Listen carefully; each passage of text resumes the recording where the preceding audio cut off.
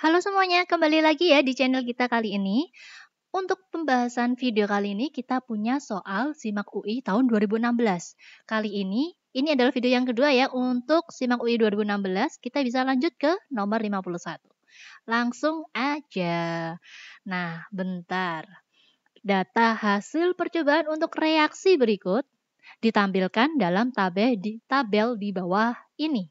Laju reaksi pada saat NO konsentrasinya sekian dan konsentrasi H2-nya sekian adalah, oke, berarti kita dikasih tabel model gini ya.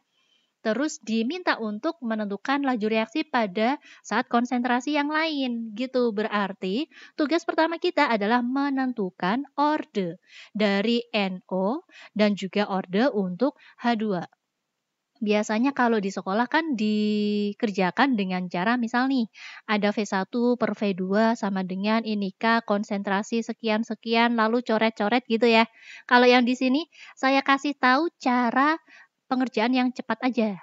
Ya, kita kan butuh waktu untuk, mengerjakan lebih cepat waktu ujiannya nanti. Caranya gimana? Caranya gampang banget. Pertama, kita harus mencari data di mana misal saya ingin mencari orde NO, maka konsentrasi dari H2-nya harus sama. Berarti saya boleh pakai angka yang di sini, sini, atau sini gitu kan. Saya pilih data yang ke-1 dan data yang kedua aja. Karena ini angkanya sama berarti boleh saya coret. Coret aja langsung di tabelnya. Yang kita gunakan hanya ini konsentrasi NO. Ini boleh langsung dicoret aja. Yang tersisa adalah 1/2 ya. Ini adalah konsentrasi, maka harus kita pangkatin. Karena kita mau nyari ordernya. Lalu sama dengan laju awalnya. Ini kan boleh ya dicoret. Sehingga yang tersisa adalah 2 sama 4 alias 2/4. Kita sederhanain langsung aja. Dapatnya adalah setengah. Nah, ini boleh. Nilai M sama dengan 1 orde untuk NO. Selanjutnya, kita cari untuk orde dari H2. Masalahnya di sini tidak ada konsentrasi NO yang sama. Ya kan? Sehingga saya mau menggunakan gini. Yang pasti untuk orde H2 kita pilih di mana yang konsentrasinya beda. Ya, berarti saya harus pakai data yang keempat boleh boleh divariasi dengan data yang lain. Boleh 1, 2, ataupun 3. Kita cari yang gampang aja, yang ini aja. Ya, sehingga ini, hati-hati, masuk sini aja dulu ya. Ini boleh ya dicoret, seret. Ini berarti untuk konsentrasi NO. Ini saya tuliskan sebagai 2/4 alias setengah, ordenya kan 1, ini untuk NO. Lalu yang H2, nah angka 10⁻⁵-nya boleh dicoret, yang tersisa adalah 4 sama angka 1 ya. Berarti ini 4/1, kita belum tahu ordenya berapa, maka saya tulis N. Sama dengan, nah lajunya hati-hati, di sini 10⁻⁷, ini 10⁻⁸. Agar menjadi 10⁻⁻, kita buat 10⁻⁸ aja ya, maka dapatnya adalah 40 dikali 10⁻⁸. Pangkatnya ini kita coret aja, yang tersisa adalah 40 dibagi 5. 40 dibagi 5, saya tuliskan 40 dibagi 5 itu dapatnya 8/1. Gini. Nah, hati-hati ini belum selesai, ini 4/1 pangkat N. Ini angka 2 ya di sini. Kalau pindah ruas berarti nanti dia posisinya ada di atas, gini. Ini dapatnya 16, sehingga nilai N sama dengan 2, ordenya adalah 2. Nah, ini kita baru dapat orde masing-masing ya. Padahal yang ditanyain adalah laju ketika konsentrasinya sekian-sekian. Ini saya anggap sebagai data yang kelima ya. Biasanya kalau di sekolah kita harus mencari nilai K terlebih dahulu. Ya kan, ada yang seperti itu. Tapi kalau di sini saya nggak mau nyari nilai K. Mengapa? Terlalu panjang. Biar lebih cepat, biar lebih ringkas, maka saya harus membandingkannya antara data kelima dengan data yang pertama. Oke, berarti V5 dibagi dengan V1 sama dengan, nah ini saya tulis terlebih dahulu ya. Kalian nanti kalau mengerjakan boleh langsung masukkan ke angka-angkanya aja. Oke, bentar. Ini konsentrasi NO, konsentrasi H2 dari data yang pertama. Jangan lupa kuadrat nanti. Oke, yang ditanyain adalah V5. Nilai K boleh kita coret. Konsentrasi NO yang ini yaitu 5 dikali 10 pangkat min 5 per... Bentar. Data yang pertama ya, NO ini adalah 1 kali 10 pangkat min 5. Nah, bentar. Ini kuadrat H2. Berarti ini tak tuliskan 4 langsung ya, hasil kuadratnya ya. 4 dikali 10 pangkat min 10. Terus yang di sini 4 juga kali 10 pangkat 5 tapi tak kuadratin. Hasilnya adalah 16 kali 10 pangkat min 10. Lalu yang di sini ada V1, kalau dipindah ruas posisinya berarti pindah ke atas ya. V1-nya adalah 2 kali 10 pangkat min 7. Nah, sekarang kita coret-coret aja. 10 pangkat min 5 habis. Ini habis. Yang di sini 4 kali 2, 8. Dibagi dengan 16, berarti ini habis tapi sisa 2 ya. Yang ini habis. Sehingga yang tersisa adalah 5 dibagi 2. 5 dibagi 2, berarti hasilnya adalah 2,5 dikali 10 pangkat min 7. Oke, ada V5 hasilnya adalah yang A. Lanjut yang nomor 52. Nah, bentar. Hati-hati. Di sini kita memiliki larutan yang mengandung 3,6 gram glukosa dalam 500 gram air ditambahkan ke dalam 4,75 gram MgCl2 dalam 1000 gram air. Setelah kedua larutan dicampur dan diaduk, maka perubahan titik didih campuran larutan tersebut adalah...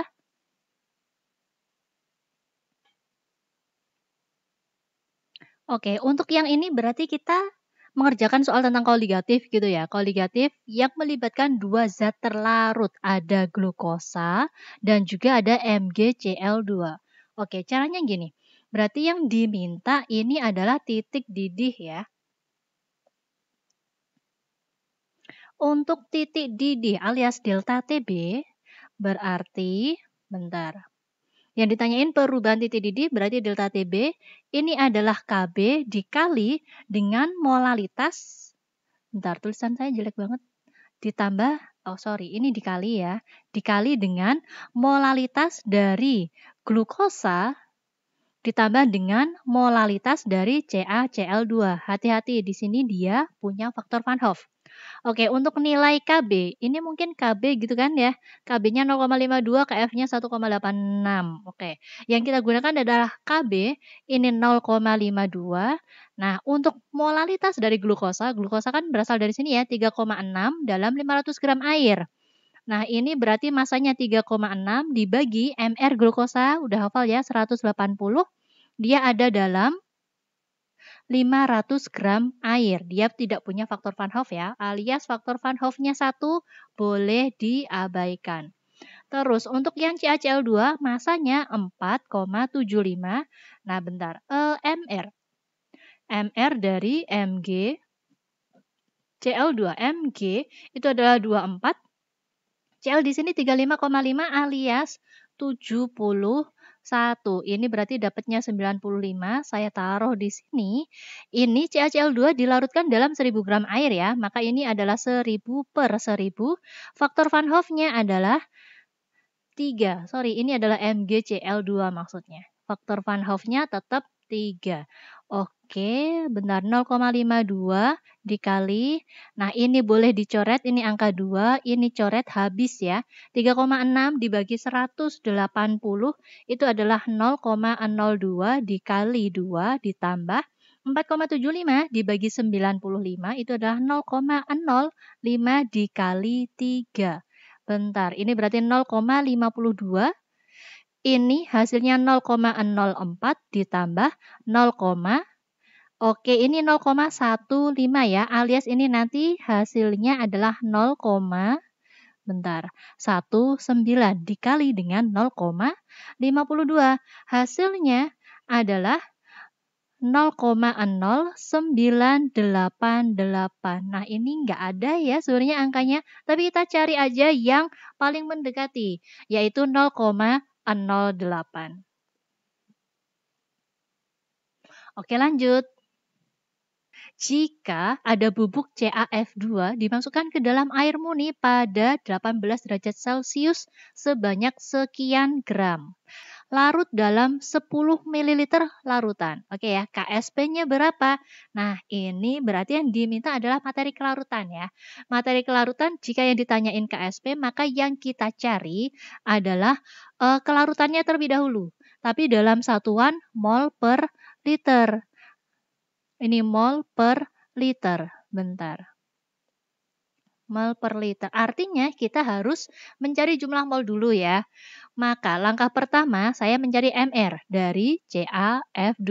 Ca itu adalah 40, F19 dikali 2 berarti 38, hasilnya 78. Maka jumlah mol dari CaF2 masanya adalah 1,56 dikali 10 pangkat min 4 gram. Ini dibagi dengan MR-nya 78. Bentar. Oke, ini saya hapus dulu.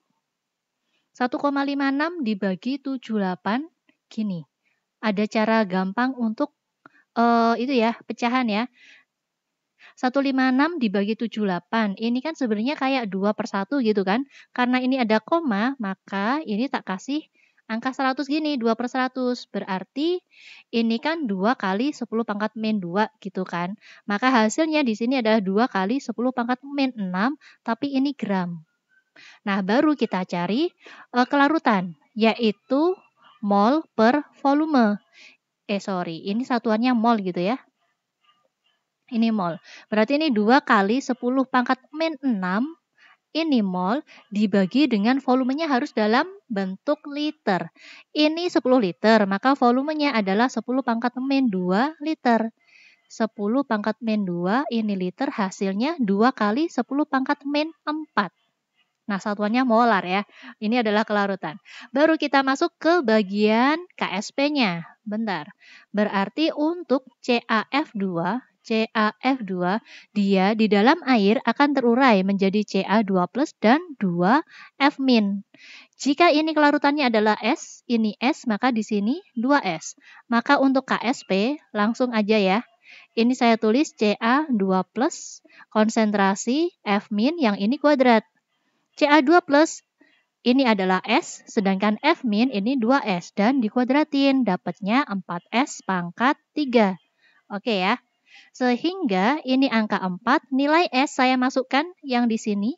Berarti ini 2 kali 10 pangkat min 4, tapi ini dikuadratin. 2 pangkat 3 itu kan 8. 8 kali 4 berarti kan 32. 10 pangkat min 4 dikali 3 ya, dapatnya 10 pangkat min 12 alias 3,2 kali 10 pangkat min 11. Ada nih hasilnya adalah yang D.